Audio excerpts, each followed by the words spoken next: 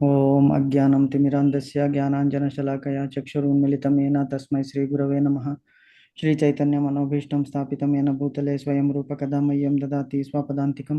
వందేహం శ్రీగురో శ్రీయుతపదకమలం శ్రీగురూన్ వైష్ణవాంచ చ శ్రీరూపం సాగ్రజాతం సహగణ రఘునాథాన్వితం తం సజీవం సాద్వైతం సావధూతం పరిజనసహితం కృష్ణ చైతన్య దేవం శ్రీ రాధాకృష్ణ పాదాన్న సహగణ లలిత శ్రీ విశాఖాన్వితాంశ నమో ఓం విష్ణుపాదాయ కృష్ణ ప్రేష్టాయ భూతలే శ్రీమతే భక్తి వేదాంత స్వామినీతి నామినే నమస్తే సరస్వతి దేవి గౌరవాణి ప్రచారిణి నిర్విశేష శూన్యవాది పాశ్చాత్య దేశతారిణి వాంఛా కల్పతరుభ్యశ్చ కృపా సింధుభ్య ఏవ చ పతితానాం పావనేభ్యో వైష్ణవేభ్యో నమో నమః.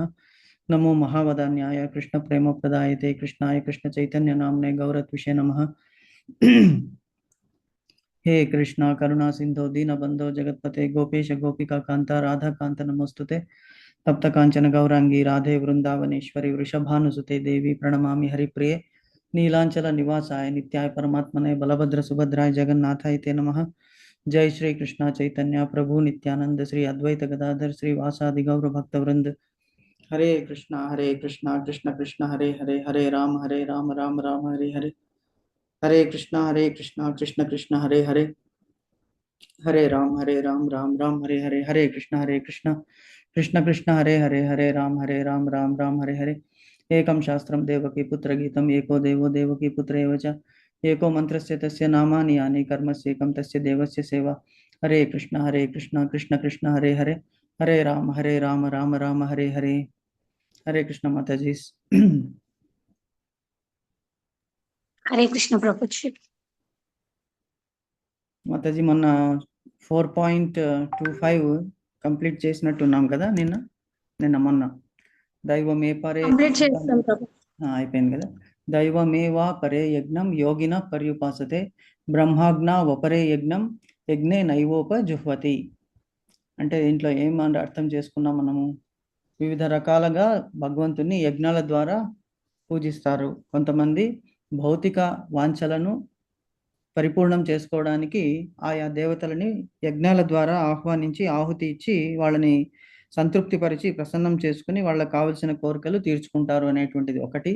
మరికొందరు నిరాకారవాదులు ఏం చేస్తారంటే పరబ్రహ్మం అంటే భగవంతునే హోమ కుండములాగా భావించి తమ ఆత్మని అందులో ఆహుతి ఇస్తారనమాట. అదే యజ్ఞం యొక్క సామగ్రి ఆహుతి అనేటువంటిది. సో అంటే వాళ్ళు ఏంటి భగవంతునిలో లీనం అయిపోవడానికి ప్రయత్నిస్తారు. సో ఈ రెండిట్లో ఏది మంచిది అంటే మనము మోక్షాలలో ఉన్నటువంటి 5 మోక్షాలలో సాయుధ్యము సాష్టి తప్ప మిగతా 3 మంచిది కోరుకోవాలి. సామీప్యము సాలోక్యము సారూప్యం అనేటువంటిది. సో ఈ మూడిట్లో కూడా భగవంతుని సేవించేటువంటి భాగ్యం మనకి లభిస్తుంది. మిగతా రెండిట్లో ఏమిటంటే మనం ఒక దాంట్లో సాయుధ్యంలో ఏమిటంటే ఐడెంటిటీ మన వ్యక్తిత్వాన్ని మనం కోల్పోతాం. అంటే మన ఎగ్జిస్టెన్స్ కోల్పోతాం. ఎందుకు? ఆ ఆత్మ అనేటువంటిది భగవంతునిలో నివేదనం అయిపోయినప్పుడు భగవంతునిలో ఐక్యమైనప్పుడు ఇంకా సేవ చేసేటువంటి భాగ్యం అనేటువంటిది ఉండదు. అలాగే సాష్ఠి అంటే భగవంతునిలాగా ఐశ్వర్యము కలిగి మనం ఉన్నప్పుడు మనలో స్వార్థం అనేటువంటిది తలెత్తుతుంది అని చెప్పేసి కూడా నిన్న డిస్కస్ చేశాము. సో ఇందులో ఏమన్నా క్వశ్చన్స్ కానీ డౌట్స్ కానీ ఉన్నాయా మాతాజీ?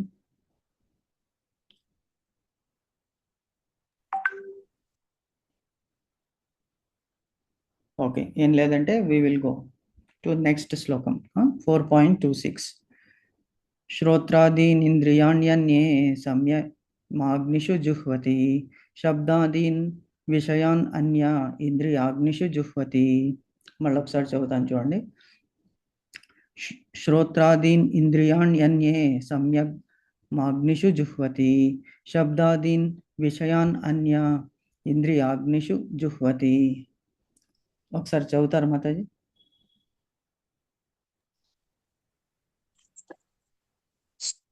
శ్రోత్రాదీని ఇంద్రియాణ్యన్య సంసమాగ్నిషు జుహ్వతి శబ్దాదీన్ విషయాన్యన్య ఇంద్రియాగ్నిషు జుహ్వతి. వెరీ గుడ్ మాతాజీ, ఎక్సలెంట్. ఓకే, మీనింగ్స్ చదువుతారా? శ్రోత్రాదిని శ్రవణ పద్ధతి వంటి వాటిని, ఇంద్రియాలను అన్యే ఇతరులు, సంయమ నిగ్రహమనే అగ్నిషు అగ్నిలో జుహ్వతి ఆహుతి చేస్తారు. శబ్ద అధీన్ శబ్దము వంటి విషయాన్ ఇంద్రియ భోగ విషయాలను అన్యే ఇతరులు ఇంద్రియాలనే అగ్నిషు అగ్నిలో జుహ్వతి హోమము చేస్తారు. కొందరు నిష్ఠాపరులైన బ్రహ్మచారులు శ్రవణ కార్యాన్ని ఇంద్రియాలను మనోనిగ్రహం అనే అగ్నిలో హోమం చేస్తారు. కాగా ఇతరులు సక్రమైన గృహస్థులు ఇంద్రియాలనే అగ్నిలో హోమం చేస్తారు. Okay, very good. సో ఇది ఒకసారి మీనింగ్ చదివి మనం తాత్పర్యం చదువుదాం, తర్వాత భాష్యముకి వెళ్దాం, భావార్థానికి. ఓకే, సో ఇక్కడ ఏమంటున్నాడు? శ్రోత్రాన్ ఇంద్రియాన్ని అన్యే సంయమాగ్నిషు జుహ్వతి శబ్దాదీన్ విషయాన్ అన్య ఇంద్రియాగ్నిషు జుహ్వతి. అంటే ఏమిటి? శ్రోత్రం అంటే వినికిడి, వినడం. సో శ్రవణము బేసికలీ ఫస్ట్ నవవిధ భక్తి మార్గాల్లో శ్రవణం అనేటువంటిది ఫస్ట్ భక్తి మార్గం. అది ఎక్కడి నుంచి స్టార్ట్ అవుతుంది? మన గురు ఆశ్రమంలో నుంచే స్టార్ట్ అవుతుంది. ఎందుకు? మనకు 4 వర్ణము ఆశ్రమాలు 4 ఉన్నాయి. వర్ణం అంటే బ్రహ్మచారి, బ్రహ్మచర్యము, తర్వాత గృహస్థాశ్రమము, వానప్రస్థము, సన్యాసం అనేటువంటిది 4 ఆశ్రమాలు. సో ఈ 4 ఆశ్రమాల్లో ఫస్ట్ ఆశ్రమం ఏమిటంటే బ్రహ్మచర్యము. బ్రహ్మచర్యం అనేటువంటి ఎందుకు పాలించాలి అంటే, గురువు గారి దగ్గరికి, గురు ఆశ్రమంలో శిష్యుడు ఏం చేయాలి? గురువు చెప్పింది వినాలి. అంటే ఫస్ట్ ఏమిటి? ఏ ఇంద్రియము అక్కడ చాలా ఇంపార్టెంట్ అంటే శ్రవణము. సో శ్రవణేంద్రియము అంటే చెవులు. సో వినికిడి అనేటువంటిది అంటే కర్మేంద్రియాలు, జ్ఞానేంద్రియాలు ఉన్నది. కర్మేంద్రియం అంటే ఇక్కడ చెవులు, అందులో జ్ఞానేంద్రియం అంటే వినికిడి అనేటువంటిది, అది జ్ఞానేంద్రియం అనమాట. So that is the sense organs and active organs, action organs అంటారు. సో బ్రహ్మచారులకి ఏమిటి? గురువు ఆశ్రమంలో ఉన్నప్పుడు గురువు చెప్పినట్లు వినాలి. సో గురువు అందరినీ పరీక్ష పెడతాడు. అక్కడ రాజుగారు కానీ అంటే యువరాజైనా, బ్రాహ్మణుడైనా, వైశ్యుడైనా కూడా ఈ ముగ్గురే ఆ వర్ణాశ్రమ ధర్మంలో గురువు దగ్గర చదువుకోవడానికి అర్హులు అన్నమాట. అది మనుస్మృతిలో ఉన్నది. సో దాని ప్రకారం వీళ్ళకి అందరూ సమానంగా, అంటే అక్కడి నుంచే లోకములో అందరినీ ఒకేలాగా చూడాలి, అంటే అందరిలో భగవంతుని చూడాలనేటువంటి విద్య అక్కడి నుంచే ప్రారంభమవుతుంది. సో అక్కడ గృహస్థుడు బ్రహ్మచారి ఏం చేస్తాడు అంటే, బ్రహ్మచారి ఫస్ట్ గురువు దగ్గర అతను చెప్పింది విని, శ్రద్ధగా విని దాన్ని ఆచరిస్తాడనమాట. సో అక్కడ యజ్ఞం అనేటువంటిది ఏమిటి? వినికిడి, అంటే విద్య అనేటువంటి యజ్ఞము. దానిలో విద్య అభ్యసించడం అంటే యజ్ఞంలో శ్రవణం అనేటువంటిది అక్కడ అతను సమర్పించేటువంటి ఆహుతి. సో ఇక్కడ చూడండి, నైష్టిక బ్రహ్మచారులు శ్రవణ విధానమును మరియు ఇంద్రియములను మనోనిగ్రహం అనే అగ్నిలో హోమం చేయరు. అంటే డైవర్షన్ ఉండదు. ఇప్పుడు మనకి ఇంతకు ముందు ఇవి గుర్రపు బండ్లు ఉండేవి, టాంగాలు అనేవాళ్ళు, జట్కా అనేవాళ్ళు. సో అక్కడ గుర్రాలకి ఏం చేసేవాళ్ళు అంటే, ఆ గుర్రంకి 2 సైడ్లు కళ్ళకి ఒక పట్టీలాగా కట్టేవాళ్ళు అడ్డం. సో దట్ గుర్రపు చూపు అటు ఇటు తిరగకుండా డైరెక్ట్ ముందు వైపే చూస్తూ ఉంటుంది అనమాట. దానికి అటు ఇటు కనిపించదు. ఎందుకు? అప్పుడు సక్రమంగా మార్గంలో గమ్యానికి వెళుతుంది. సో అలాగే బ్రహ్మచార్యులకి కూడా, అంటే ఆ వయసు ఎటువంటిది అంటే చంచలము, యువకులు కదా, వాళ్ళు ఏదానికైనా ఆకర్షింపబడతారు. కానీ అక్కడ మనోనిగ్రహము, they have to control their senses and use only one sense, that is శ్రవణము. ఇంద్రియం అనేటువంటిది చెవుల ద్వారా చదవడం అనేటువంటిది, వినడం అనేటువంటిది మట్టుకే అభ్యసించాలి అనేటువంటిది ఇక్కడ చెప్పాం. మనోనిగ్రహము అంటే కంట్రోల్. ఇప్పుడు ఎందుకు అది అగ్ని అయింది అంటే, మనం చేసే ప్రతి యజ్ఞము, తపస్సు చేస్తున్నాము, జపము చేస్తున్నాము, అది కూడా ఒక అగ్ని అనమాట. అందులో ఆహుతి ఏమిటి? మనము చదివేటువంటి హరినామ సంకీర్తన అనేటువంటిది. హరేర్నామ హరేర్నామ హరేర్నామ కేవలం కలౌ నాస్తైవ గతిరన్యథ అన్నారు. కలియుగంలో మనం చేసేటువంటి యజ్ఞం ఏమిటి అంటే జప సంకీర్తనం అనేటువంటి యజ్ఞము. ఆ యజ్ఞములో మనం ఏం ఆహుతి ఇస్తున్నాము? హరినామ సంకీర్తన అనేటువంటిది భగవంతునికి ఆహుతి ఇస్తున్నాము. సో అలాగా మనోనిగ్రహం అనే అగ్నిలో హోమము చేయుదురు. మరికొందరు ఎవరు అంటే నియమబద్ధులైన గృహస్థులు. మనమందరూ కూడా గృహస్థులము. అన్ని ఆశ్రమ ధర్మాల్లో కూడా హయ్యెస్ట్ ఆశ్రమ ధర్మం ఏమిటంటే గృహస్థాశ్రమం అని నిరూపింపబడింది. బ్రహ్మచర్యులు ఒకరి మీద ఆధారపడి ఉంటారు.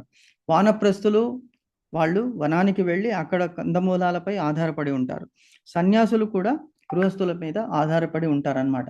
కాబట్టి ఈ గృహస్థులకి ఎక్కువ బాధ్యత ఉన్నది. తనని తన ఫ్యామిలీని రక్షించడమే పోషించడమే కాకుండా మిగతా వర్ణాశ్రమ ధర్మాల్లో అంటే గురువు గురుపత్ని అక్కడ వాళ్ళు ఏ ఆశ్రమంలో ఉన్నారు? వాళ్ళు గృహస్థాశ్రమంలో ఉన్నారు. సో ఆ గృహస్థాశ్రమంలో ఉన్న శిష్యులందరినీ కూడా తమ బిడ్డలాగా పాలిస్తూ మిగతా వాళ్ళు ఎవరైతే సేవకులు వాళ్ళందరూ ఉంటారో వాళ్ళని కూడా సక్రమంగా వాళ్ళు ఆదరిస్తూ వాళ్ళ పోషణకి వీళ్ళే బాధ్యులు అవుతారనమాట. కాబట్టి గృహస్థాశ్రమం అన్ని ఆశ్రమంలోకి best and very difficult to follow. ఎందుకంటే రూల్స్ అండ్ రెగ్యులేషన్స్ చాలా ఉంటాయి, ఫాలో చేయాలి గృహస్థాశ్రమం. సో వాళ్ళు కూడా ఏం చేస్తారు? నియమబద్ధంగా ఉన్న గృహస్థులు ఇంద్రియార్థములను ఇంద్రియములనే అగ్నిలో ఆహుతి చేయుదురు. ఇంద్రియ అర్థములు ఏమిటి? ఇక్కడ 4 ఉన్నాయి. పురుషార్థాలు అనేటువంటిది 4 ఉన్నాయి: ధర్మము, అర్థము, కామము, మోక్షము. సో గృహస్థాశ్రమంలో ఏమిటి? ధర్మానుసరణ, ధర్మానికి అనుసారంగా వాళ్ళు జీవితాన్ని అనుసరించాలి. ధర్మబద్ధంగా అర్థం అంటే డబ్బులు, ధర్మ మార్గంలోనే డబ్బులు సంపాదించాలి. ధర్మ మార్గమైనటువంటి కోరికలనే వాళ్ళు పొంది ఉండాలి. అప్పుడు ఈ 3 చేసినప్పుడు వాళ్ళకి మోక్షం అనేటువంటిది ఈ ధర్మం ద్వారా లభిస్తుంది అని చెప్తున్నారు అన్నమాట ఇక్కడ. సో ఇక్కడ 4 వర్ణాలు ఏమున్నాయి, వాళ్ళ ఆశ్రమాలు ఏమున్నాయి, వాళ్ళు ఎలాగ యజ్ఞాలని సమర్పిస్తారు అనేటువంటిది ఈ శ్లోకంలో భగవంతుడు చెప్తున్నాడు అనమాట. సో ఇప్పుడు భాష్యానికి వెళ్దాం మాతాజీ. ఓకే ప్రభుజీ, చదవమంటారా ప్రభుజీ? చదివే ముందు ఒకసారి మన కొత్త మెంబర్ ఒకరు జాయిన్ అయ్యారు, రేఖా మేడము. మేడం వాళ్ళ మా సిస్టర్ ఇన్ లా అనమాట. సో 3 సార్లు we will welcome her with Hare Krishna మహామంత్రం. Okay. Hare Krishna Krishna Krishna Hare Hare, Hare Rama Rama Rama Hare Hare, Hare Krishna Krishna Krishna Hare Hare, Hare Rama Rama Rama Hare Hare, Hare Krishna Krishna Krishna Hare Hare, Hare Rama Rama Rama Hare Hare. Welcome to our Bhagavad Gita class Rekhaji. Welcome Mataji. Rekha Mataji welcome. మ్యూట్లో ఉన్నట్టున్నారు. Okay, thank you Mataji. Thank you for praying her. We wish she will have benefit of Krishna's blessings through all the devotees of like you.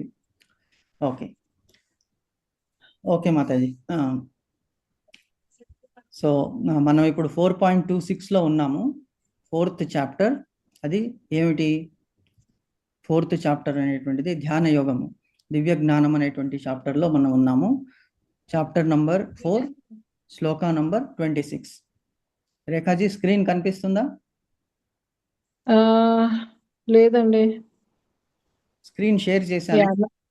Yeah కనిపిస్తుంది ఇప్పుడు. Okay, nice. So welcome to hour class.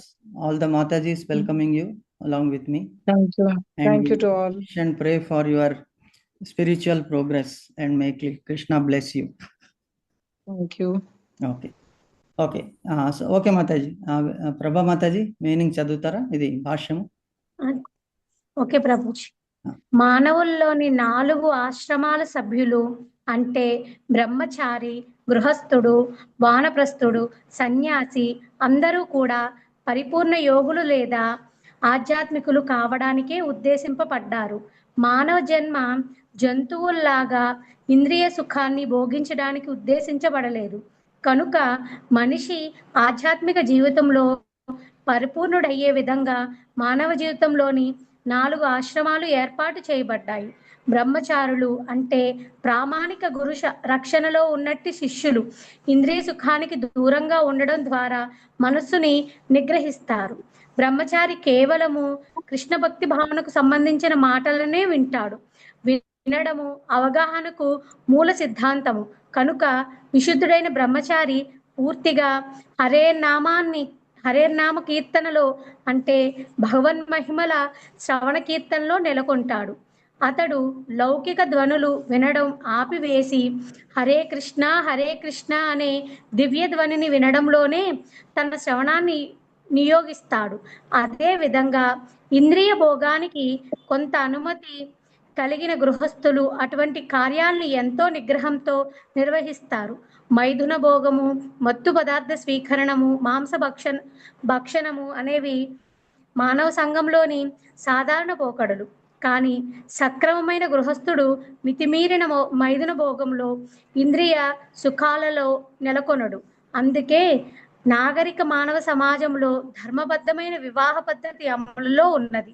ఎందుకంటే పరిమితమైన మైథున భోగానికి అదే మార్గము. పరిమితిలో ఉండే గృహస్థుడు ఉన్నతమైన ఆధ్యాత్మిక జీవితము కొరకు ఇంద్రియ భోగం పట్ల తన సాధారణ నైజాన్ని త్యాగం చేసే కారణంగా ఈ పరిమితమైన సంగరహితమైన మైథునము కూడా ఒక రకమైన యజ్ఞమే. హరే కృష్ణ ప్రభుజీ. హరే కృష్ణ మాతాజీ. సో ఇక్కడ మనము బేసికలీ ఏం డిస్కస్ చేస్తున్నామంటే, మన కృష్ణ భావనామృతంలో 4 ఇంపార్టెంట్ పాయింట్స్ చెప్పారు. 4 రెగ్యులేటరీ ప్రిన్సిపల్స్ అనేటువంటిది మనకి చెప్పారు. ఏమిటి 4 ప్రిన్సిపల్స్ ఇక్కడ డిస్కస్ చేశారు. ఏమిటంటే, ఒకటి మత్తు పదార్థాలను సేవించకుండా ఉండడము. అంటే అదే ఏమిటది, ఒకటి తపస్సు, తర్వాత what are the 4 regulatory principles? చిన్న 4 రెగ్యులేటరీ ప్రిన్సిపల్స్ ఏం ಹೇಳು?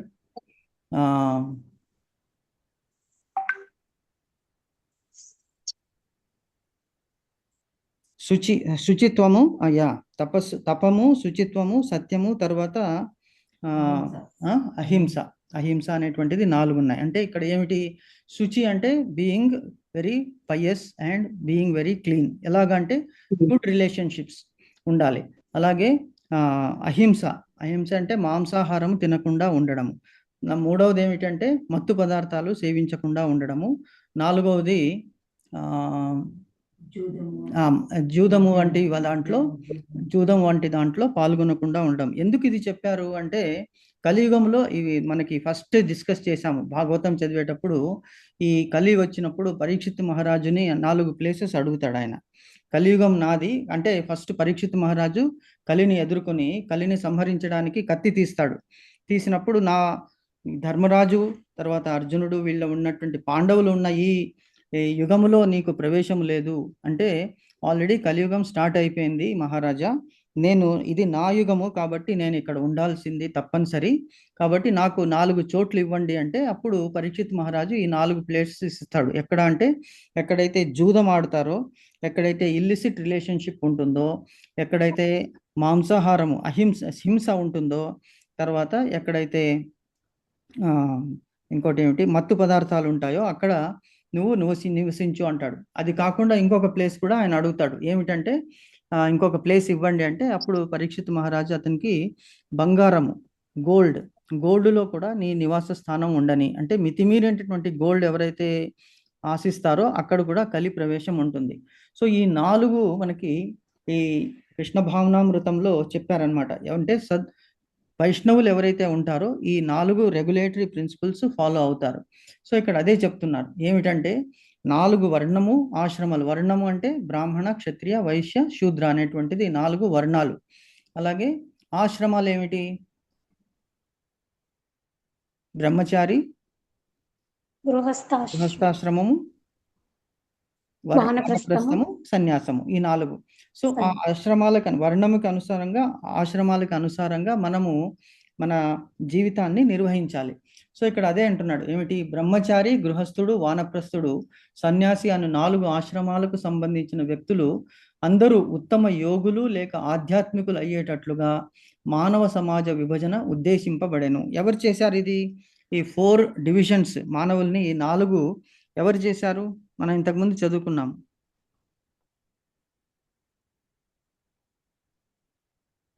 కృష్ణుడే చేశాడు కదా. భగవంతుడు చెప్తాడు కదా, చాతుర్వర్ణ్య మయా సృష్టం గుణకర్మ విభాగశః. గుర్తుందా మాతాజీ? ఇంతకుముందు శ్లోకం. చాతుర్వర్ణ్య మయా సృష్టం గుణకర్మ విభాష. గుణములు కర్మముల బేసిస్ మీద మానవులని నేను 4 వర్ణాలుగా విభజించాను.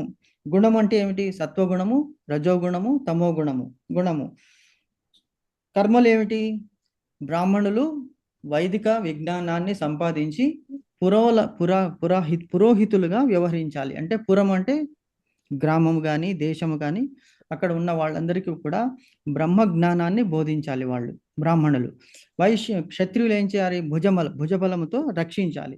వైశ్యులు కావలసిన సరుకులని అందించాలి. శూద్రులు ఏమిటి? Service oriented. కానీ ఇది పుట్టుకతో కాదు, వాళ్ళు చేసేటువంటి గుణము ప్లస్ వాళ్ళు చేసేటువంటి కర్మ, గుణ కర్మ విభాషగా. బ్రాహ్మణులకు ఉన్నప్పుడు బ్రాహ్మణులో జన్మ ఉన్నంత మాత్రాన వాళ్ళు బ్రాహ్మణుడు కాదు.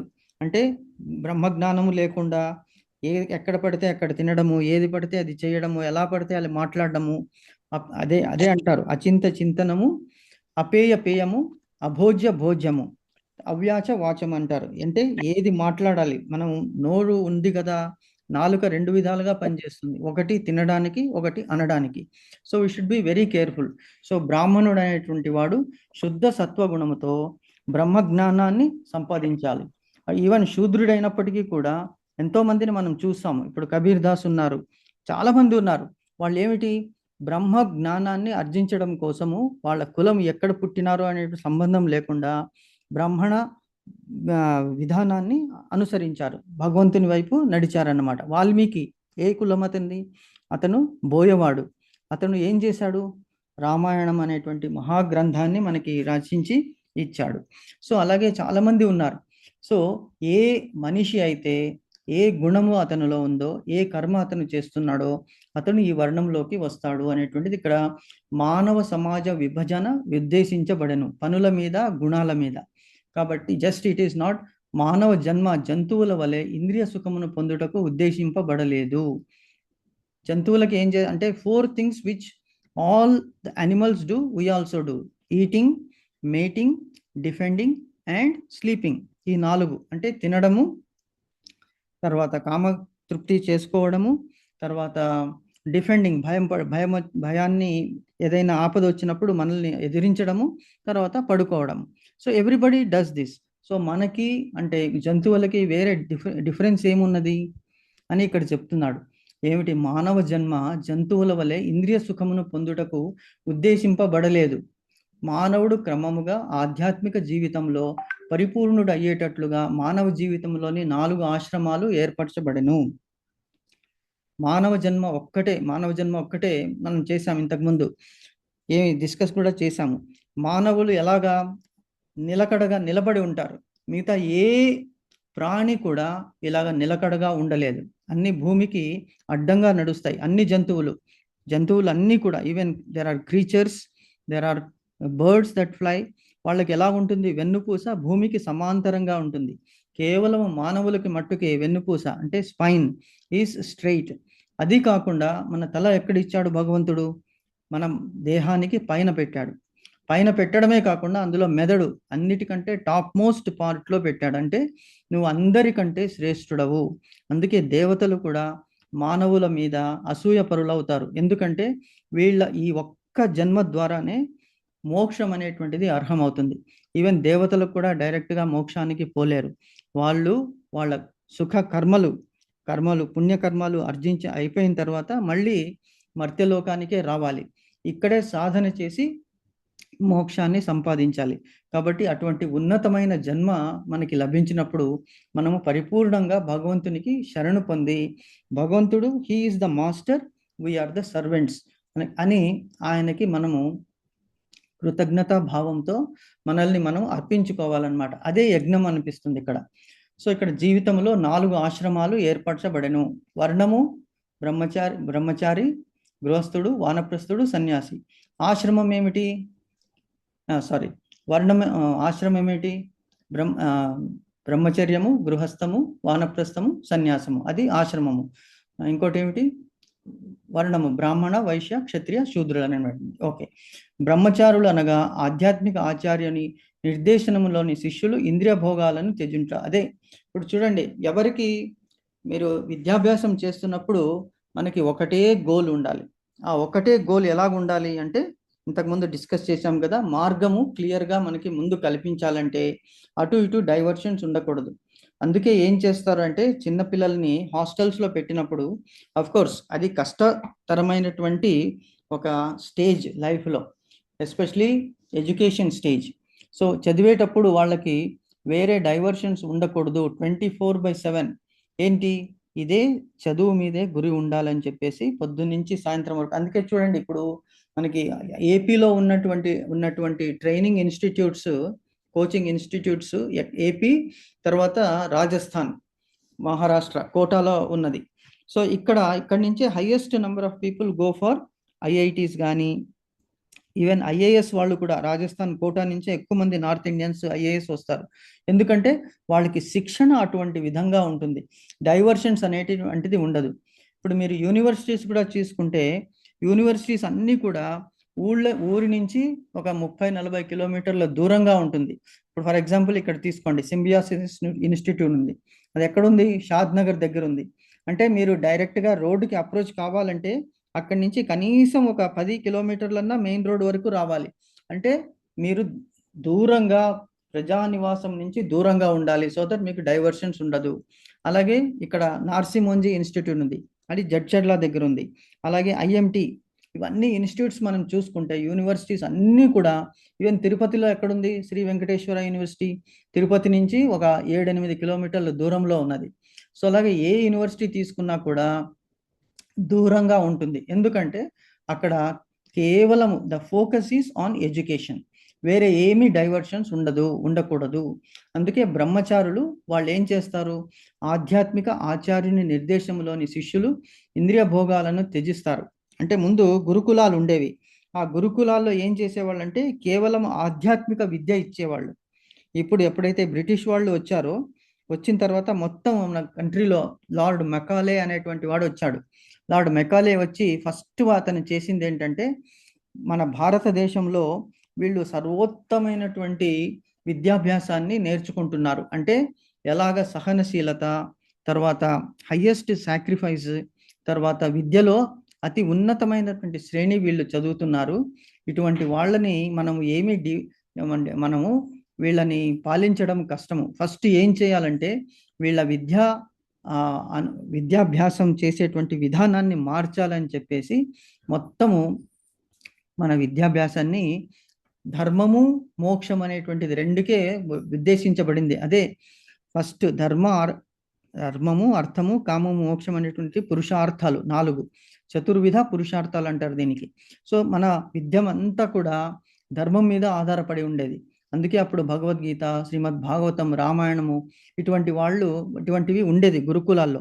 Nalanda university is very very famous. కానీ అక్కడ ఆ నలంద యూనివర్సిటీలో కొన్ని లక్షల పుస్తకాలను తగలబెట్టేశారు మొఘలు సామ్రాజ్యం వచ్చినప్పుడు, మొఘలు చక్రవర్తులు. సో అప్పుడు ఆ విద్య అంతా నశించిపోయింది. అలాగే తక్షశిల అనేటువంటిది ఒక యూనివర్సిటీ, అది అక్కడ ఆఫ్ఘనిస్తాన్లో ఉండేది, దాన్ని కూడా నశించేశారు. అంటే సక్రమమైన విద్యని నాశనం అయిపోయింది అనమాట. అందుకే ఇప్పుడు అందరూ కూడా ఏమిటి, డబ్బు గురించే వెళ్తున్నారు, కానీ ధర్మము మోక్షం గురించి ఎవడు, అర్థము కామము, డబ్బు కావాలి, డబ్బు ఎందుకు కావాలి? కావలసిన కోరికలు తీర్చుకోవాలి. సో మనిషి ఎలా తయారైపోతున్నాడు? జంతువులాగా తయారైపోతున్నాడు.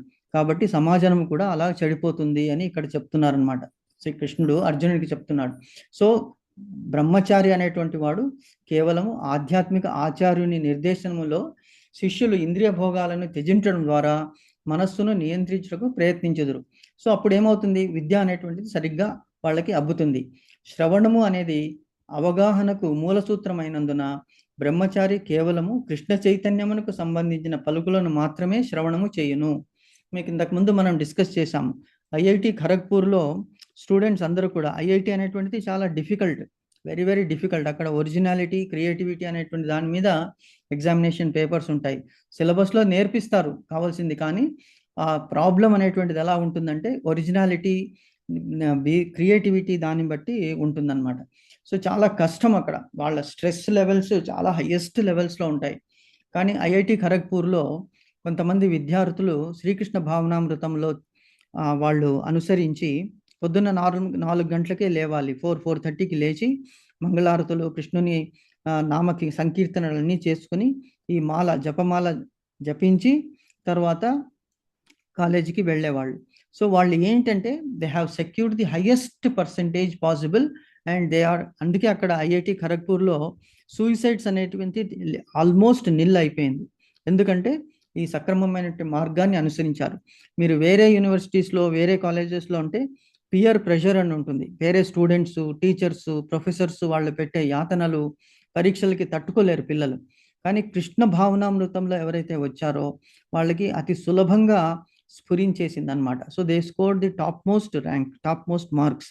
సో అది ఇక్కడ చెప్తున్నారు అనమాట. శ్రవణము, కృష్ణ చైతన్యముకు సంబంధించిన పలుకులను మాత్రమే శ్రవణము చేయును అనగా అతడు శ్రీకృష్ణ భగవానుని లీలాశ్రవణ కీర్తనలో పూర్తిగా నిమగ్నుడై ఉండును. అంటే హరే కృష్ణ మహామంత్రం. ఈ హరే కృష్ణ మహామంత్రానికి ఉన్నటువంటి పవర్ మనందరికీ తెలిసిందే.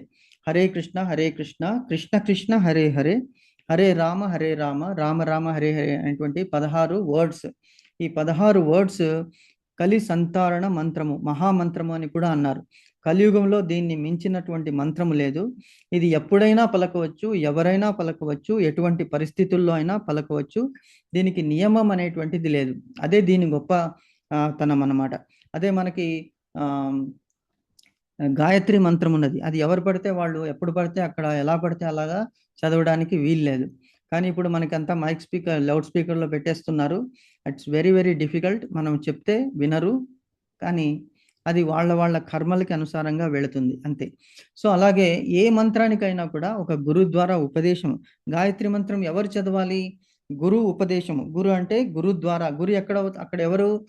మనకి ఒడుగు చేసినప్పుడు తండ్రి తొడ మీద కూర్చుని బాలకుడు తండ్రి చెవిలో చెప్తాడనమాట, ఈ మంత్రాన్ని ఉపదేశిస్తాడు. సో అతడు గురువు అవుతాడు. సో గురు ద్వారా ఉపదేశించినటువంటి ఈ మంత్రానికి అంత పవర్ ఉంటుంది.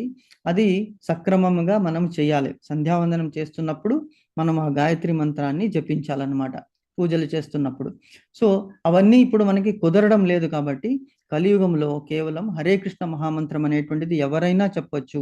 అది దివ్య తరంగాల శ్రవణములో మాత్రమే వినియోగిస్తూ ఇతర భౌతిక ధ్వని తరంగాల నుండి తనను నియంత్రించుకొనును. ఎందుకు?